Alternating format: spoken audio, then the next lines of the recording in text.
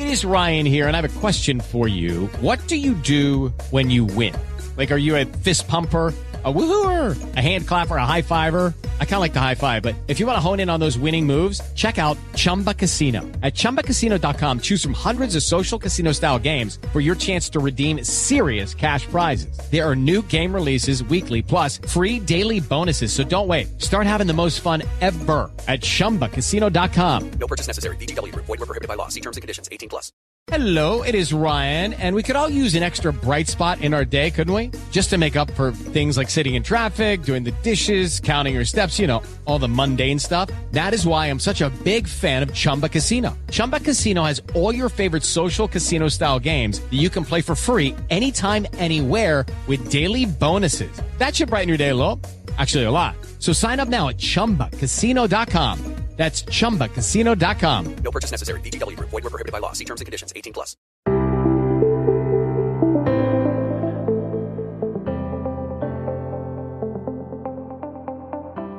Hello and welcome to the Paddock and The Pavilion for our next Cheltenham podcast, celebrating the centenary of the Cheltenham Gold Cup. After chatting to Andre Klein, Bruff Scott and Chris Pitt, joining us today is Stan Hayhurst, the oldest living Gold Cup winning jockey. In this episode, in two parts, with the now 90-year-old Stan, the northern-based jockey recounts his special day at Cheltenham in March 1958 on the mare Kerstin. Stan recalls his early days in racing as an apprentice with Verly Bewicke, his first winner in 1950 at Hexham, and what it was like to ride in those days before he stopped for 2 years in the mid-1950s to do his national service. Hello, Stan. Thanks for joining me on the Paddock and the Pavilion. You're welcome. How are you today? I'm fine, apart from my lower half. Old injuries are catching up with me. My lower back is not very good, so walking's a problem, yeah. That's all that riding all those years ago, isn't it? Yeah, well, look, yeah, you know, even though I didn't get a lot of rides, you still get a lot of falls because you're schooling horses at home, having mishaps at home and falling on the race course, some better than others. 6 broken collarbones, broken jaw, broken wrist, ribs, little bits and pieces like that. Well, it's a pleasure to chat to you. As a 90-year-old, we've got a lot to get through, but I'd like to start by taking you back to March 1958, when Kerstin lands the Gold Cup for the North. Before I ask you about the race, what was Kerstin like as a mare? She was a little bit ticklish. The whole family, we had 4 of the same breed, and they were all just a little bit cranky, you might say. But Kerstin, yes, to appear, to look at and ride out, fine. But on the race course, just a little bit touchy. Was she a good jumper? Very good. But you couldn't ask her to jump. You had to sit and let her do it. If you asked her to jump as you do at the last and second last and that sort of thing, she would just throw herself at the fence, you know. If you look at the photograph of the 58 Gold Cup, you could see that my sitting position wasn't brilliant, but what I did was squeezed her going to it, and she just threw herself at it. She was second in the race in 1957. You didn't ride it George that year. Milburn rode her there because I'd been in the army, and George had ridden her as a youngster when she was a 4-year-old. So when I came out, George still rode her, and he was second to Linwell in 57. Yes. And in 58, in the Gold Cup, it was only your 3rd ride at Cheltenham. Is that right? That sort of thing. I don't remember that exactly, but I'm sure Chris Pitt is right about this. Yes, he's a historian.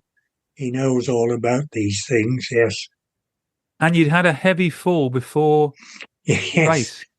Banded King fell at the last. It probably looked heavier than it actually was.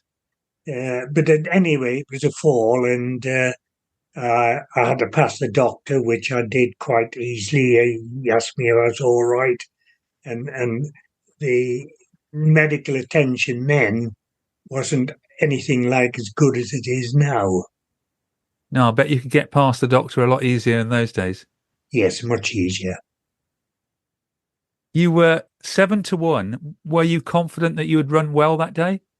I was confident I'd run well, especially after the year before, and you know she was a trier, and strange enough, Cheltenham was absolutely her track. She was a round-actioned mare. She didn't have long strides, so she went up and down the bits of undulations, hills, quite easily, and plus in the Gold Cup, no matter how bad a race it is, you get a good gallop, and that was what she needed. The horses to go at a reasonable pace, because she did stay well. Sounds like you remember the day well. Yes, indeed. You know, no television to have a look at the race afterwards, so you don't actually remember much about the race, except I knew I took it up sort of 4 out and made it all from there. And obviously got to the last, couldn't hear the second horse because of the crowd. The noise was the usual, even though it wasn't as many people as today. There was still quite a noise when you appeared over the last fence. So I wasn't actually conscious of the Gold Cup until I actually pulled up. The other horse was Polar Flight, and you won by half a length. Half a length, yes. What were the celebrations like after the race? Well, there was very little, you know. The boys, obviously, in the weighing room congratulated me. I got the chappie George who used to look after the tea and bits of cake that we were allowed to have. I got him to get a couple of bottles of champagne, and when we'd finished racing, you know, three of us had a drink. The valet, Fred Winter, and other jockeys that were there, you know, and we shared a couple of bottles of champagne. And then, of course, we had to get home because we had horses to school on the Friday to go to Ayr on the Saturday, for the Saturday.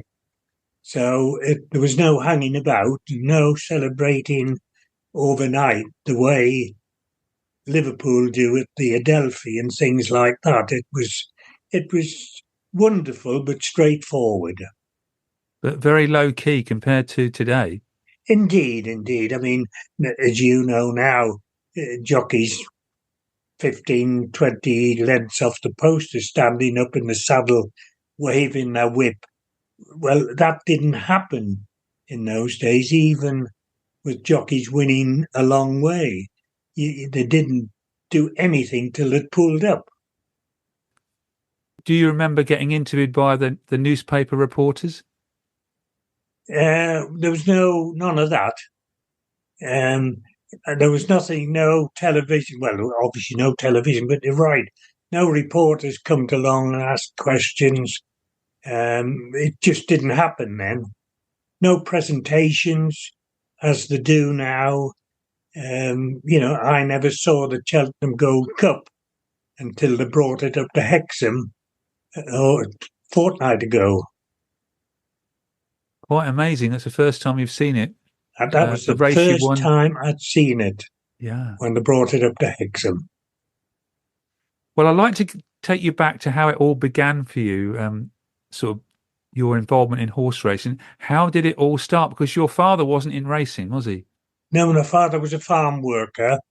So therefore, animals were always going to be part of my life. Now, I had two brothers, and father was a dairyman. He milked cows, and my two brothers favoured the cows and calves, but I always sort of favoured the horse side of things. And when I was born, horses were pulled the ploughs and seed drills and things. No tractors in those days, way back in the 30s, early 30s. So I lent towards horses. And in 1941, father went to work for a chap at Riding Mill called Fred Milburn, who had a dairy farm, obviously, but he also had a riding school. Well, that was ideal for me because I got straight onto the ponies, got straight into the gymkhana field. So that was where my pre-experience came from, not pony racing as they do these days. It was all sorts of pony scampers, obstacle races, show jumping, a whole lot. And then when I left school at 15, he decided he bought himself 2 or 3 horses, not very good horses, but he bought these, and he asked me to go and work for him. So I left school with a job straight away, and I spent 6 months with him, but I could see that I wasn't going to get anywhere. So my father wrote to Major Bewicke in Close House in those days, and he said, right, come along for an interview. So on my 16th birthday, we went to Close House, had an interview, and he said, fine, go home, pack your bag, and you can get, as soon as you can get here, you've got a job. But as an apprentice, so you're on 7 and 6 a week. I was going to ask you what your pay was, yeah. 7 and 6, plus, of course, your keep, and meant to be clothing, which was few and far between, but never mind. But you got your keep, and so you signed a 4 years apprenticeship, and that was it.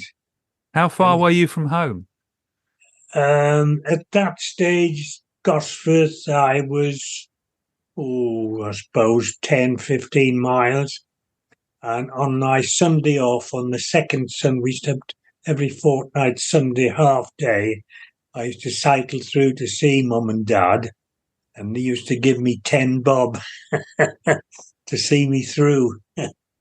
Were you naturally light, and how tall are you? Yes, I was 9'12" when I left school, and of course, with going into physical labour, riding out every day and grooming horses, I was able to ride at 10 stone, yes. And what was Verly Bewicke like to work for? Yeah, he was all right. He was probably, I don't want to malign the chap, but he was a little bit tight with money. And so therefore, as I say, your clothing was a little bit few and far between, But as a person, yes, he was fine, yes. Now, you rode your first winner on the 30th of October, 1950. Was that the year of your first ride as well? No, I'd rode for Freddie Milburn. I'd had 5 rides for Fred before that, but as an amateur, because I applied for my licence in April, and I was told it was too late in the season because racing finished in May in those days, end of May, and I was told it was too late in the season, so I rode as an amateur for five rides, and then, of course, when I went to the major, he applied for the licence. With Lucky Land Slots, you can get lucky just about anywhere. Dearly beloved, we are gathered here today to... Has anyone seen the bride and groom? Sorry, we're here. We were getting lucky in the limo and we lost track of time. No, Lucky Land Casino, with cash prizes that add up quicker than a guest registry. In that case, I pronounce you lucky. Play for free at LuckyLandSlots.com. Daily bonuses are waiting. No purchase necessary. Void where prohibited by law. 18 plus. Terms and conditions apply. See website for details. Hello, it is Ryan, and I was on a flight the other day playing one of my favorite social spin slot games on ChumbaCasino.com. I looked over at the person sitting next to me, and you know what they were doing? They were also playing Chumba Casino. Coincidence? I think not. Everybody's loving having fun with it. Chumba Casino is home to hundreds of casino-style games that you can play for free anytime, anywhere, even at 30,000 feet. So sign up now at ChumbaCasino.com to claim your free welcome bonus. That's ChumbaCasino.com and live the Chumba life. No purchase necessary. VGW Group. Void where prohibited by law. See terms and conditions. 18 plus. So can you remember that first winner Yes, on Car indeed. Pact? Yeah, yeah, yes, indeed. It's something you never forget, isn't it? You know, I had 2 rides booked up for the major book for that day, both for the same owner. And the second horse, Shillingford Bridge, was the horse that I thought I had the best chance on. As it turned out, it was the other way around. Carpac won and Shillingford Bridge was second. You must have been 17. October, yes. Yes, I just turned 17. I wanted to focus on what it was like to ride in the 1950s. You've mentioned a few things already, but what was sort of your hours? What time of day were you getting up? Were you riding out every day? Well, I worked in the yard. Obviously, as an apprentice, you have to. So at 6:30 start and sort of 5:30, 4 to 6, 6 o'clock at night finish, with an hour and a half in the afternoon, sort of free. But as an apprentice, you were expected to go out, tread the gallops back in, all sorts of things that the paid lads didn't have to do. And how many horses did Verly have at the Well, yard? the normal for the trainers in those days was 35 to 40. And Stuart White up in Grant's House was the same number. The major was Northumberland, Neville Crump in Middleham, Wilfred Lyde down in Malton, and that was it. But there was a lot of people had 3 and 4 and 5 or 6 horses and trained privately. Yes. And when you were riding, what sort of protection did you have in those days? Well, it was very poor. We had no back pads, nothing in that. Our helmet was made of cardboard and glue, and no chin straps. So the first thing that came off when you hit the ground was your helmet. And you were wearing those sweaters as well, weren't you? We had sweaters nowadays, no silks. Yes, silks were brought in. Obviously, I can't just remember when, but yes, there were heavy sweaters in those days. Yes. And what was that like when it rained heavily? Well, it was nice and warm in the paddock, but it was very, very warm in the race. And did you keep fit by riding? Because there was no sort of gyms in those days. Well, I was riding out every day at home, and I used to go out and have a jog down by the gallops. The major had a cricket pitch let out to a firm in Newcastle, and I used to go and trot round that probably twice a week to keep my wind right as much as anything, not my weight, just to keep my wind right. And looking through your winners, you rode mainly in the north. We're riding at Ayr, Perth, Sedgefield, Carlisle, Kelso, Newcastle, Hexham, and other courses which have closed like Rothbury and Manchester. Yes, I rode at both of those, but and I was quite lucky at Manchester. I won the Imperial Leather Chase, the only year I ran it, on Kerstin. And Rothbury, I think I rode a couple of winners, Men's Laws and Vindicated, but it was only a once a year thing, and it wasn't a very good race course. That was quite local to you, I think, Rothbury, wasn't it? It was just up the road sort of thing. And then when we moved up to Shorten Hall in 53, it was even closer because it was on the way up to Shorten. Yes. And what was travelling like in the 1950s? Well, when I was apprentice, of course, I was transported either with the horse box. I went with the horses if they were going overnight, or if I didn't, I went with the major. So I didn't have to worry about transport. But obviously, when I came out the army, I bought my first car and arranged. And of course, when I was in the army, George Milburn took over the stables. I was only a second jockey, even as an apprentice. And then when I came out, George had established himself for the 2 years I was away. But we used to share. We might go if we were going to the same meeting, we'd take one car, take turns. But the roads weren't very good in those days. Well, there were less cars about, I suppose. There was less cars, but you're right. The roads were completely different to the current motorways.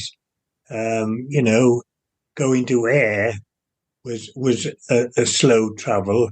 Going south wasn't so bad because you had the M6, M1 or A1 and M6 and A6 in those days, so it wasn't too bad. But it's a long way when you're coming down to Cheltenham from Northumberland. 305 miles from Shorten Hall to Cheltenham Racecourse. You know that well, don't you? I do indeed, and it took a long time. Well, the mare obviously went down in the horse box. She went on the Tuesday for the Thursday's racing, and it took them something like 8 hours, because if you realise if you've got 5 minutes, I can tell you we went through the local village was Long Horsley, Long Framlington, Morpeth, Seaton Burn, Gosford, Newcastle, Chesley Street, then down through to Durham, Darlington, a couple of villages, and then Darlington. And then further down, of course, you've got into Wetherby, your Doncaster, which was a bitch to get through, Coventry, Nottingham, Leicester, Evesham, and Cheltenham. Now think of all that, all those 30-mile limits. Yeah, Willie Mullins gets there quicker than these days than that. Yeah. Yes, it was very slow getting to Cheltenham, yes. I think it used to take us about 5 hours, I think. In part 2 with Stan Hayhurst, coming soon, the former Cheltenham Gold Cup winning jockey remembers his days riding at Aintree, including his unavoidable part in the 1967 Grand National Pile-Up. I would love to hear from you for your thoughts on the show. What do you think of our Cheltenham episodes? Send us an email to the Paddock and the Pavilion at gmail.com. Or if you know a guest who would be an inspiring story, please let me know. Let's get back to the story and part 1 with Stan Hayhurst. Then in the mid-50s, you had 2 years of national service. What was that like?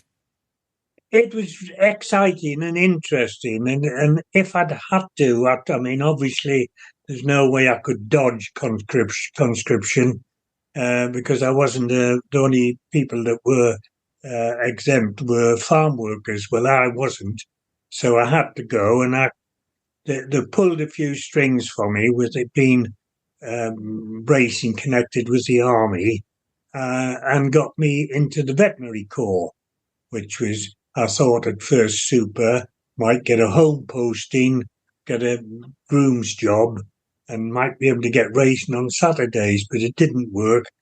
They suddenly wanted dogs in Africa to flush the mau-mau out of the forests.